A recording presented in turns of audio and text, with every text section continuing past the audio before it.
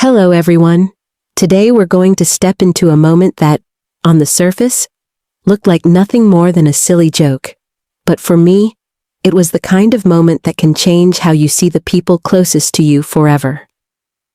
It's a warm afternoon, sunlight spilling through the high windows of a crowded living room. There's a low hum of chatter, glasses clinking, bursts of laughter breaking through the music. I'm sitting near the corner, surrounded by people I've known for years. Friends, colleagues, even family. The air smells faintly of coffee and fresh pastries. It should be comfortable, safe. And yet, I can feel an odd tension crawling under my skin, as though something is waiting just around the corner. The moment happens quickly, too quickly for my mind to catch up. Someone in the group says something, their voice carrying over the crowd, and the words hang in the air like a hook waiting for a fish. Then it comes. The punchline. My name. Twisted into something sharp and ridiculous. A fabricated story that paints me as a fool in front of everyone. I hear the laughter. First a ripple, then a wave. It's not just strangers laughing. It's people I've trusted, people I've shared my time with. My body freezes. My face burns. There's that instant instinct to smile, to play along, because that's what we're told to do when we're just the butt of a joke. But inside, my chest is tight, my stomach drops, and my mind scrambles for an anchor. And that's when I find him. Or rather, I find his eyes. He's the one person here who knows me better than anyone else. We've been through enough that I know his silence, his expression, his stance. In that split second, I think, he'll say something. He'll step in. My entire body is waiting for it. The simple act of someone saying, "That's not funny." But it doesn't come. He just stands there, hands in his pockets, expression unreadable. No defense, no word, nothing. It's strange how silence can be louder than noise. The laughter feels sharper now, each chuckle cutting into the quiet space between us. I can feel my pulse pounding in my ears. I don't know if the joke hurts more, or the fact that he's not stopping it. When the group's attention shifts to something else, I realize I haven't breathed properly in what feels like minutes. I excuse myself, muttering something about needing fresh air, and step outside. The late afternoon air is cool against my skin, but my chest still aches. My hands are trembling, and I can't tell if it's from anger, embarrassment, or the shock of betrayal. You know, we often expect pain to come from conflict, an argument, a harsh word, a slammed door. But sometimes it comes from absence, from the thing that should have been there but wasn't. That's the kind of hurt that follows you quietly, sitting in the back of your mind long after the moment passes. So before you get too comfortable, take a moment to like the video and subscribe. But only if you really like what I'm doing here. And tell me in the comments where and when you're watching this. Are you on your lunch break? Late at night, under the covers? Or maybe, like me, you've found yourself pausing your day to think about the moments that changed you. Because today, I'm going to take you through everything that followed. How one cruel joke turned into a fracture I never saw coming. And how his silence became the part that hurt the most. The next few minutes after that joke feel like moving through thick fog. I'm back inside, surrounded by chatter and clinking glasses, but everything sounds muted, like I'm underwater. I can still feel the heat on my face from earlier, as if the embarrassment left a physical mark. My eyes keep darting toward him, not because I want to, but because my mind can't stop asking, "Why didn't you say anything?" People move around me, laughing, sipping drinks, making small talk. I catch fragments of conversation, someone discussing a vacation, another mentioning their new apartment, but none of it reaches me. My attention is still tethered to that one moment, replaying over and over like a cruel loop. When I finally glance at him again, he's across the room, talking to someone else. His body language is relaxed, his voice low, his eyes avoiding mine entirely. There's no quick smile, no apologetic glance, no attempt to come over and check on me. And that's when I start noticing the others. Some people looked at me with an awkward mix of pity and discomfort earlier, but now they're laughing again, as if nothing happened. A couple of them even approach me, trying to smooth things over with half-hearted jokes. You know they didn't mean it like that, right? As if explaining away humiliation makes it less sharp. I smile politely, the way you're supposed to, but inside, I feel something shifting. These faces, familiar, friendly, suddenly feel foreign. I can't decide if I'm angrier at the person who told the joke or at the person who stood by silently and let it happen. Eventually, I slip away from the noise. There's a small hallway leading to the back of the house, dimly lit and quiet compared to the main room. I lean against the wall, close my eyes, and try to steady my breathing. But even here, away from the laughter, the words from that joke are still echoing in my mind. I think about all the times I've had his back, how I've stepped in when someone tried to twist his words, how I've defended him in rooms where he wasn't even present, how loyalty, to me, isn't something you weigh in the moment. It's a reflex, an instinct. So why wasn't it the same for him? It's a dangerous question, because once you start asking it, you begin re-examining everything. Every conversation, every choice, every time you thought you could rely on someone without having to wonder. After a while, I return to the main room. The music is louder now, people are dancing, the energy is higher. But I feel like I'm on the outside of a glass wall, able to see everything, but not truly part of it. My movements feel mechanical, my smiles rehearsed. He catches my eye once, briefly, but it's fleeting, like a blink that happens too fast to mean anything. I wonder if he even realizes the weight of that moment, or if he's already filed it away in his mind as something trivial. The rest of the evening drags on. I keep my distance, speaking only when spoken to, waiting for the right moment to leave. But deep down, I already know something has shifted between us. It's subtle, invisible to everyone else, but for me, it's as clear as a crack in glass. You can pretend it's still whole, but it will never be the same again. The party winds down, but the heaviness in my chest doesn't. By the time I step outside into the cool night air, I'm carrying it like an invisible weight strapped to my back. The street is quiet, just the occasional hum of a passing car, and I stand there for a moment, inhaling deeply, as if the night might somehow wash away the memory of what just happened. But it doesn't. He comes out a few minutes later. For a split second, I think maybe this is it.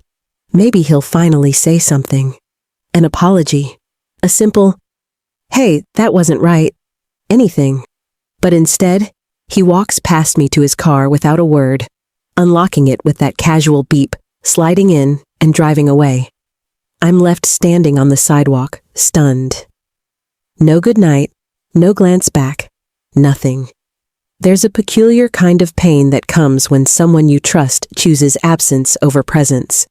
And in this moment, his silence is not just the absence of words, it's a statement. One that says, "You're on your own."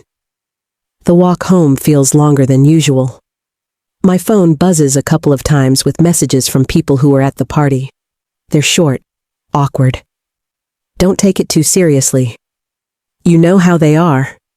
As if the problem was me being too sensitive, not the fact that someone decided to turn me into a public spectacle. I don't reply.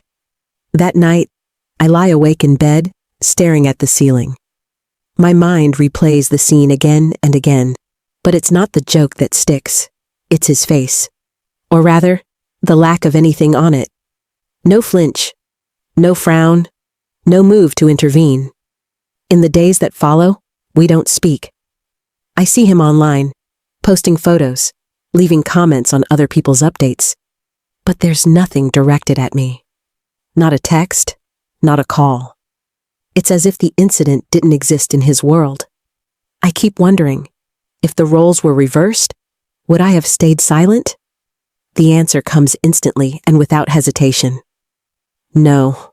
I would have said something, even if it was awkward, even if it meant making myself a target. That's the thing about loyalty. It's not about timing or convenience. It's about choosing to show up when it matters most, especially when it's messy. One afternoon, I run into a mutual friend who was at the party. We're at a small cafe, sipping coffee, and they bring up the incident without me prompting it. "I was surprised he didn't step in," they say. "You two are close, aren't you?" I don't answer right away. I just stir my coffee, watching the swirl of cream disappear into the dark liquid.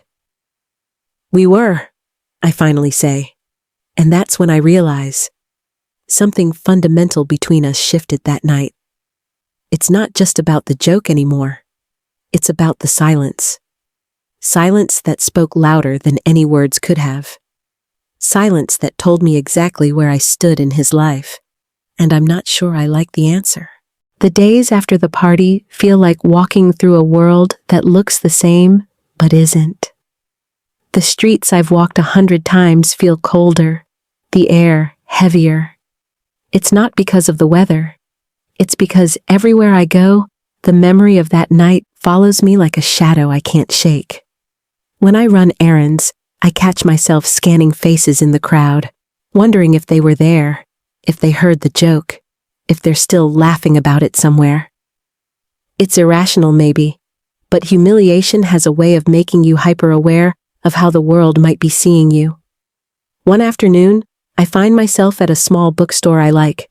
Normally, it's a place of comfort, quiet aisles, the faint smell of paper and ink. But even here, my mind drifts back to the silence. His silence. I can still see him standing there, hands in his pockets, watching me take the blow alone. The scene replays in my head with perfect clarity, every detail sharp enough to cut. When I finally get home, I toss my bag onto the couch and sink into the cushions. I'm not angry in the loud, shouting way. I'm angry in the way where you just feel hollow. Like someone reached inside you and took something you didn't even know was missing until it was gone. That night, I open my phone and scroll through our old messages. There are photos, inside jokes, late-night rants about life. I remember thinking he was one of the few people who really understood me. That belief feels naive now. I type out a message, short, direct. "Why didn't you say anything that night?" My thumb hovers over the send button, but I can't bring myself to press it. Because what if the answer isn't something I want to hear? Instead, I put the phone down and go to bed. Sleep doesn't come easily. When it finally does, it's restless and shallow, filled with half-formed dreams where I'm back at that party, trying to speak, but no sound comes out. The next morning, I decide to take a walk, hoping fresh air might help. But halfway down the block, I see him. He's across the street, heading the opposite way. Our eyes meet for just a second before he looks away. There's no nod, no wave, not even a flicker of acknowledgement. It's such a small thing, but it lands heavy. I can feel the truth sinking deeper. He's not going to bring it up. Not now, not ever. And that leaves me with two options. I can confront him and risk hearing something that breaks whatever's left between us, or I can let it go and live with this quiet, aching distance. For the rest of the day, I can't stop thinking about how friendships don't always end with a fight. Sometimes they end with a moment like that, so small you could almost miss it, but big enough to split the ground between you forever. I tell myself I'm going to confront him. I even rehearse the conversation in my head, how I'll keep my voice steady, how I'll look him in the eye and demand an answer. But every time I imagine actually doing it, something in me freezes. The first chance comes sooner than I expect. I'm at a neighborhood cafe on a quiet Wednesday afternoon, halfway through a cup of tea, when the bell over the door jingles. I glance up, and there he is. He spots me, pauses for half a heartbeat, then forces a small smile before walking over. "Hey," he says, like nothing's wrong. I nod. "Hey." There's an awkward silence as he sets his coffee on the table. He doesn't sit, he just stands there, shifting his weight from one foot to the other, looking everywhere except at me. I wait for him to say something, anything that acknowledges the night at the party, but it doesn't come. Instead, he asks how work's going. It's such a jarring, normal question that I almost laugh. I give a short answer, and he nods like we're discussing the weather. After a few more empty exchanges, he says he has to go and leaves with a casual, "See you around." The moment he's out the door, I feel like someone pulled the air out of the room. That was my chance, and I let it slip. But here's the thing.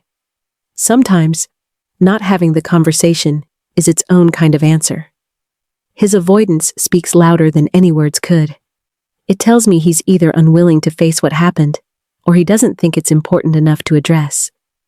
In the days that follow, I notice the pattern. When we cross paths, he keeps things light, skimming the surface of conversation like a stone skipping water. He's careful not to linger long enough for the silence between us to turn into something we have to name. One evening, I finally try again. I text him, "Can we talk?" He replies hours later. "About what?" I stare at the screen. This is it, the opening. I type, "The party." My thumb hovers over the send button, but before I can press it, a memory stops me. It's of that exact moment when the joke landed, and I looked at him for help. How his eyes didn't soften, how his stance didn't change. And just like that, I delete the message. The truth is, I already know what the conversation would look like. He'd either brush it off as not a big deal, or claim he didn't know what to say. Both answers would hurt, and neither would change what happened. So instead of pressing him, I start pulling back. Not all at once, just enough that he probably won't notice right away. Fewer messages, shorter replies, a little more space each time. Because the real conversation isn't the one I have with him, it's the one I'm having with myself. And deep down, I'm starting to accept that maybe the connection I thought we had was never as solid as I believed. The distance between us starts as a small gap, but it widens quickly. I stop reaching out first, and without my initiation, days turn into weeks without a single word exchanged. What surprises me most is how easy it is for him to let it happen. No questions, no attempts to close the gap, just quiet acceptance. Meanwhile, I begin noticing the subtle shifts in how other people treat me. At first, it's little things. Someone hesitating before inviting me to a group outing. A friend who used to text daily now only sends the occasional meme. Then it becomes clearer. The incident at the party left a mark on how I'm perceived. In group conversations, I sense a guardedness, as if they're not sure how I'll react to humor anymore. Some avoid eye contact altogether. Others still joke with me, but there's a stiffness in their delivery, like they're testing the ground before stepping on it. It's exhausting, being reduced to a single moment in other people's minds. I try to ignore it, but the isolation creeps in. I start declining invitations, not because I'm busy, but because I don't want to walk into a room and feel the weight of unspoken memories pressing against me. I tell myself I'm choosing solitude, but the truth is, I feel pushed into it. One rainy afternoon, I find myself sitting by the window with a cup of coffee, watching droplets slide down the glass. The house is quiet, the kind of quiet that makes your thoughts louder. That's when I realize how much space he used to take up in my life. How often I'd reach for my phone to share a funny story, a random observation, a piece of good news. Now, my phone sits face down on the table, untouched. It's not just the absence of his words, it's the absence of his presence. I didn't notice before how much I relied on the simple comfort of knowing he was in my corner. Without that, everything feels a little colder, a little less certain. One evening, a mutual friend messages me out of the blue. "Haven't seen you around lately," they say. I type back a vague response about being busy, but they push. "This isn't about the party, is it?" I pause, fingers hovering over the keys. I could deny it, change the subject, pretend I'm above it.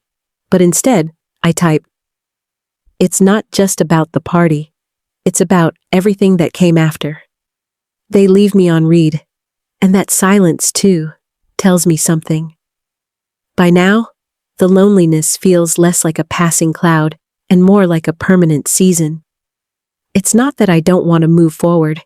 It's that I'm not sure how to, when the people I thought I could lean on have shown me just how quickly they can step back. I've always believed that when something doesn't make sense, you should dig until you find the truth.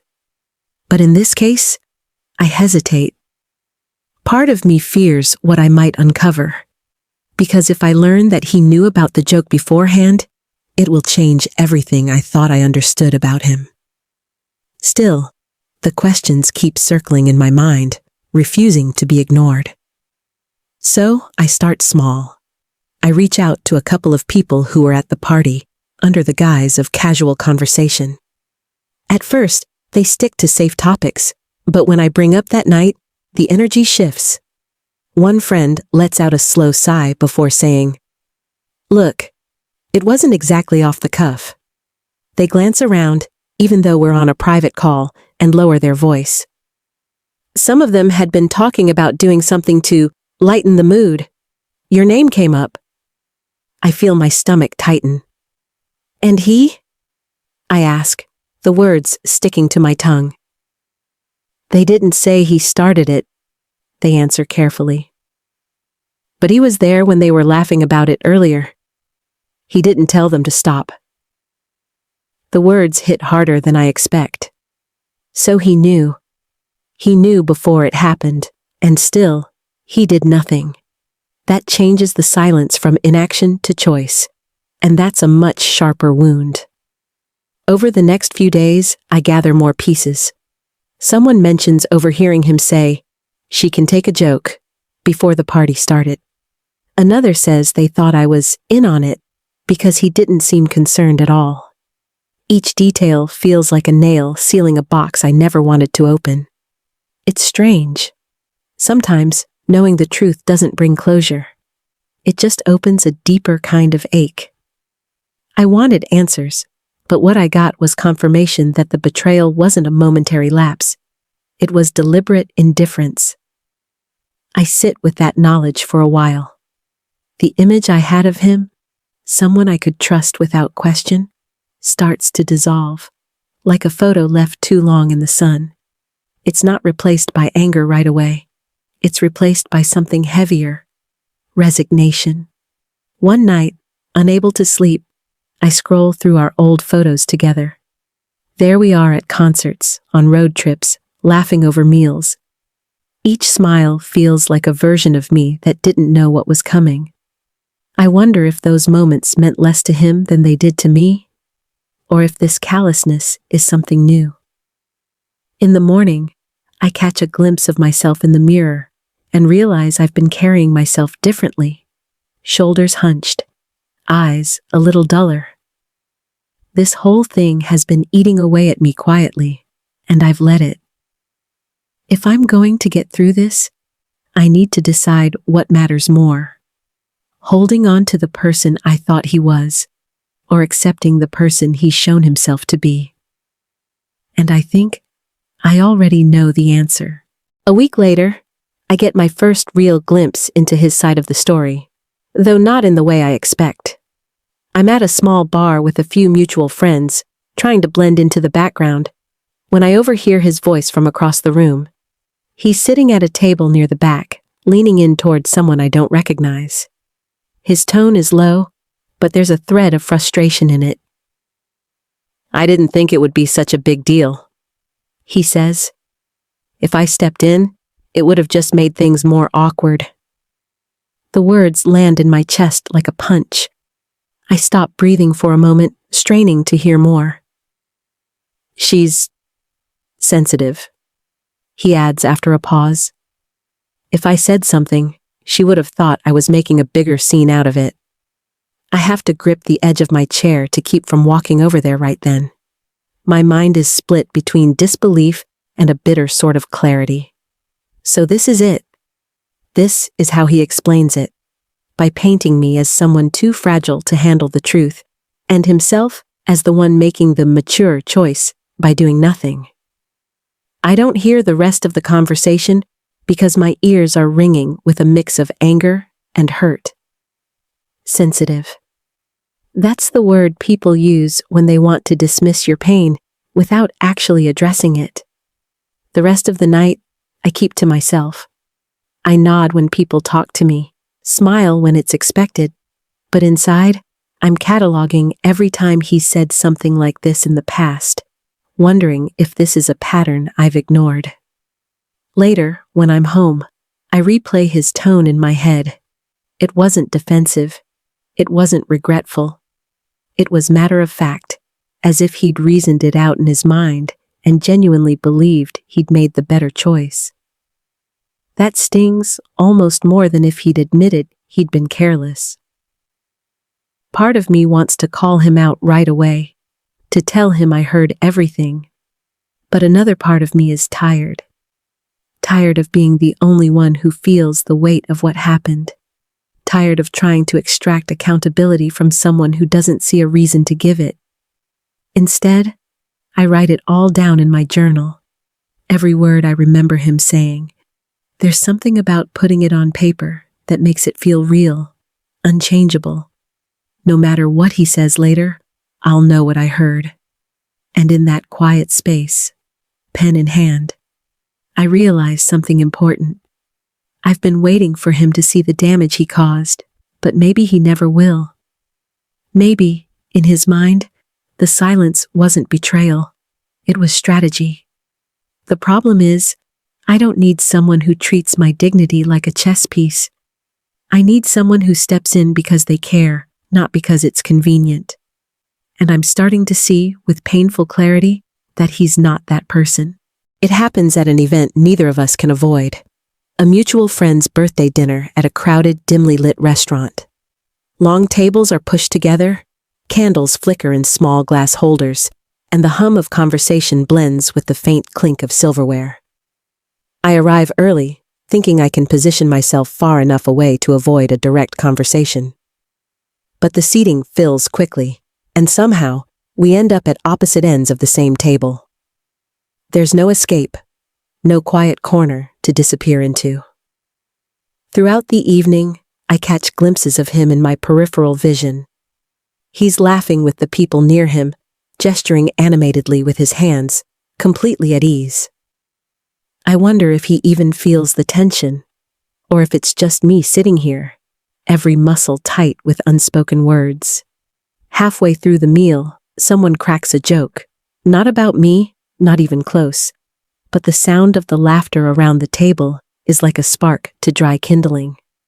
My chest tightens, my fork stills mid-air. It's not the joke itself. It's the way it carries me back to that night, to the same current of embarrassment and abandonment. Then, the moment I've been dreading happens. The group's attention shifts, and somehow, our eyes meet. He doesn't look away this time. Instead, there's a flicker, something between recognition and discomfort. The conversation at the table moves on, but for me, time slows. I can't stand the thought of leaving this dinner without saying what's been sitting in my chest for weeks. When a lull comes and people start drifting toward the bar, I take my chance. I stand, walk to his side of the table, and say quietly, "Can we talk?" He looks surprised, but he nods. We step outside into the cool night air, away from the noise. The streetlights cast long shadows on the pavement. "I know you knew," I say, my voice low but steady. "About the joke, before it happened." His shoulders stiffen. I didn't think it was going to be that bad, he says, avoiding my eyes. That bad? I repeat, my tone sharper now. You stood there and watched me get humiliated, and you said nothing. Do you have any idea how that felt? He exhales slowly, as if the whole thing is a burden he didn't ask for. If I'd stepped in, it would have just made things worse. Everyone would have thought you couldn't take a joke. I stare at him, incredulous. It wasn't about taking a joke. It was about knowing someone had my back. For the first time, his gaze meets mine. There's no apology in it, just a quiet defensiveness, like he still thinks he made the right call. The air between us feels cold and final. I realize I'm not going to get the kind of remorse I've been hoping for. And maybe, just maybe, that's the answer I needed all along. We walk back inside separately. The rest of the night is a blur of polite smiles and empty small talk. But under it all, I know something's been decided. Not by him, by me. The confrontation outside the restaurant leaves me with a hollow ache. The kind that doesn't erupt all at once, but seeps into you slowly, like water, through cracks in stone. I've always thought that hearing someone's reasoning, no matter how flawed, would help me make sense of their actions. But now, with his words echoing in my head, I feel further from understanding than ever. If I'd stepped in, it would have made things worse. That's his truth. Not my truth. Not the truth I needed to hear. Just the one he's comfortable living with. The next morning, I wake to sunlight streaming through the curtains, but the warmth does nothing to lift the heaviness in my chest. Over coffee, I replay our conversation again, picking apart his tone, his pauses, the way he looked everywhere but at me until he couldn't avoid it. It's as if he had rehearsed the lines, convinced himself that he'd done me a favor by staying silent. In the days that follow, the story spreads. Not because I tell it, but because mutual friends were there that night. They've started to hear bits and pieces from different angles, and the whispers are getting louder. One friend texts me, "I didn't realize he knew beforehand. That's messed up." Another says, "Now I get why you've been distant." It's almost strange how quickly the tide turns. The people who laughed along at the party start shifting their focus, sending me messages of regret, awkward apologies, even blaming him outright for letting it happen. I'm not sure if it's guilt or a need to rewrite their part in the story, but either way, I feel no satisfaction. Because here's the truth. Public opinion doesn't fix private hurt. Even if everyone sides with me now, it doesn't undo the moment I looked at him for help and saw nothing. Then one evening, I'm at home when my phone buzzes. It's a message from him. "Can we talk?" I stare at the screen for a long time before typing back. "About what?"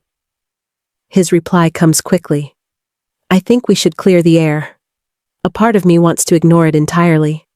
Another part of me is curious. What does "clear the air" mean to someone who spent weeks justifying their silence? Eventually, I agree to meet at a quiet park the next afternoon. When I arrive, he's already there, leaning against a bench, hands in his pockets. We sit with a small gap between us. The air smells faintly of cut grass, and the sound of distant traffic fills the pauses between us. "I didn't handle things right," he says finally. "I thought I was protecting you by not stepping in. But I can see now that I was wrong." It's the closest thing to an apology I've heard from him, but it's wrapped in the same reasoning as before. He still frames it as a strategic choice rather than a failure of loyalty. I nod slowly, letting the silence stretch. He looks at me like he's waiting for me to absolve him, to say the words that will let him leave lighter. But I realize I don't have those words anymore. Some breaches can be patched, but others change the shape of the bridge entirely. And this one, I think, will never be the same. After that meeting in the park, something shifts, but not in the way he probably hoped. The conversation didn't stitch the wound closed. It simply marked the spot where I'd stopped digging for answers. I walked away lighter in one sense, but heavier in another. The truth was out, and now there was no mystery left to distract me from the reality of what had happened. Word of our talk travels quickly, though I'm not the one telling it. Friends who used to be neutral start making their positions clear. Some distance themselves from him quietly, less interaction on social media, fewer invitations extended his way. Others are more direct, confronting him in group settings about the party. It's strange to watch. The same people who stood silent alongside him that night are now lining up to declare they always thought it was wrong. Maybe it's easier to be on the right side of a story when the hard part is already over. One afternoon, I get a call from a mutual friend who's never been one for subtlety. "You should know," they say. "He's not happy with how people are treating him now. Says you're making him look bad." I almost laugh at the irony. "I haven't said a word," I tell them, which is the truth. I haven't needed to. Actions tell their own story, and his are speaking for him loud enough. Still, the social shift is undeniable. He looks smaller in group settings now, like he's aware that every laugh and conversation is measured against what people know. I can see it in the way he chooses his words more carefully, glances around before making a joke. But none of it feels like victory. If anything, it leaves me unsettled. I didn't want revenge. I wanted understanding. I wanted the kind of accountability that comes from genuine recognition, not from being cornered by public opinion. One evening, I'm at another gathering, smaller this time, more intimate. He's there too, sitting at the far end of the couch. Our eyes meet briefly, and there's something in his expression I can't quite read. Not guilt exactly, not anger, something closer to fatigue. I realize then that this story has taken something from both of us. For me, it's trust. For him, maybe it's the easy confidence he used to carry in social spaces. But the difference is that I didn't choose this. He did. And that's what I can't let go of. Not the joke, not even the silence, but the choice. The moment he decided it was easier to watch me fall than to risk standing beside me. By the end of the night, I know what I have to do.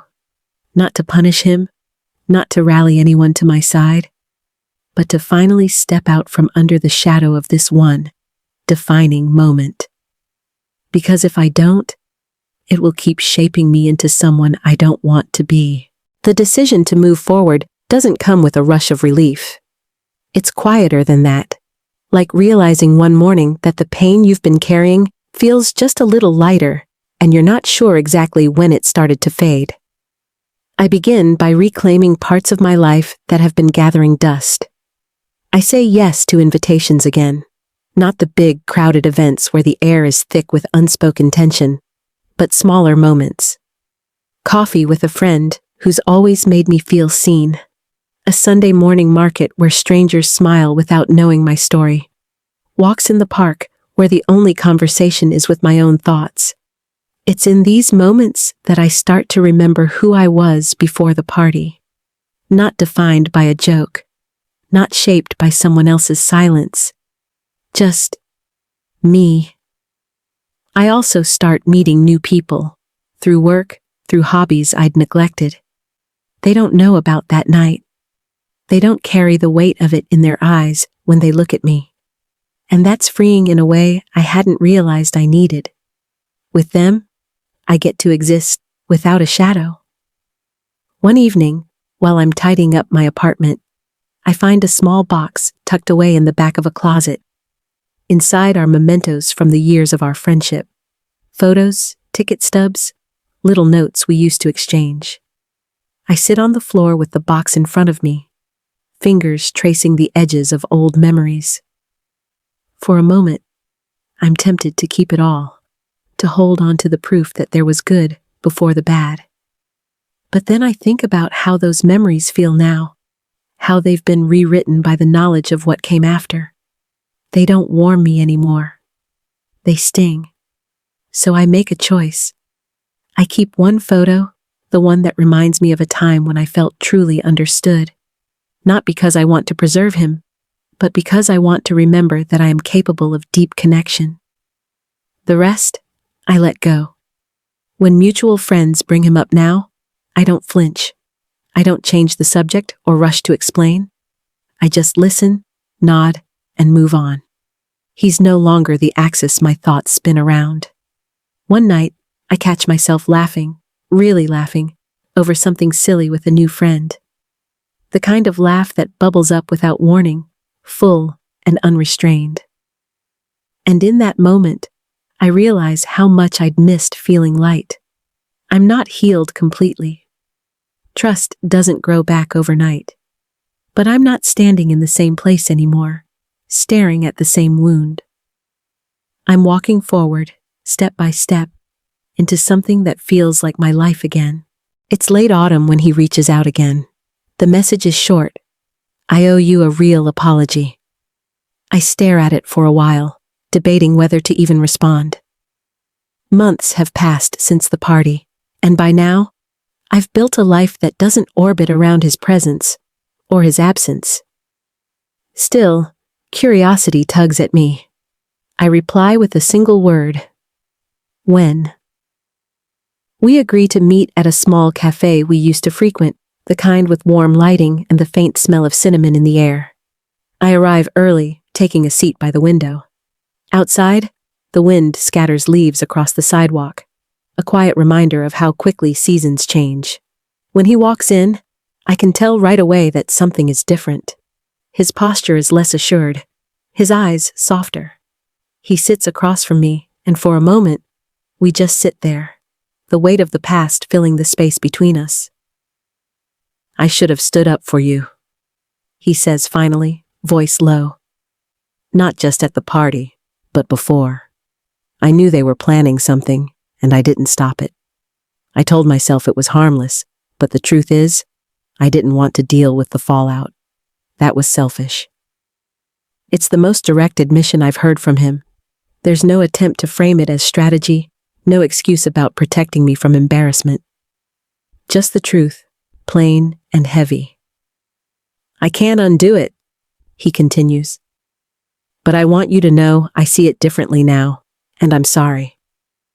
The words hang in the air, and I find myself studying his face. He looks tired, as if carrying the weight of this for months has worn him down. For the first time, I believe he's not just saying what he thinks I want to hear. He's saying what he needs to say. I appreciate that, I reply quietly, and I mean it. But appreciation isn't the same as reconciliation. Forgiveness, I've learned, doesn't always mean going back to the way things were. Sometimes it means closing the door gently, without slamming it, and walking away. We talk for a little while longer, about life, about mutual friends, about nothing of consequence. When we leave, there's no promise to keep in touch, no lingering glance that suggests this is a new beginning. As I walk home, I realize the apology didn't bring the rush of relief I once thought it would. Instead, it brought a strange calm, not because it fixed anything, but because it confirmed what I already knew. I can move forward without carrying this anymore. And maybe that's all I needed from him in the end. A few weeks pass after the cafe meeting before I hear his name again. It comes up in casual conversation at a small gathering, mentioned by someone who doesn't know the full history between us. They talk about a new project he's working on, and I realize, with mild surprise, that I feel nothing. No tightness in my chest, no simmering anger, just distance, the kind that comes when a chapter has truly ended. Still, part of me wonders if there's any value in meeting him one last time. Not to reopen old wounds, but to mark the end in a way that feels intentional. I send a short message. If you're open to it, I think we should talk once more. We meet in a quiet park on a chilly afternoon, the kind where the air smells faintly of wood smoke and the trees are stripped bare. We walk slowly along a winding path before finding a bench overlooking the pond. I'm not here to rehash anything, I tell him, my voice steady.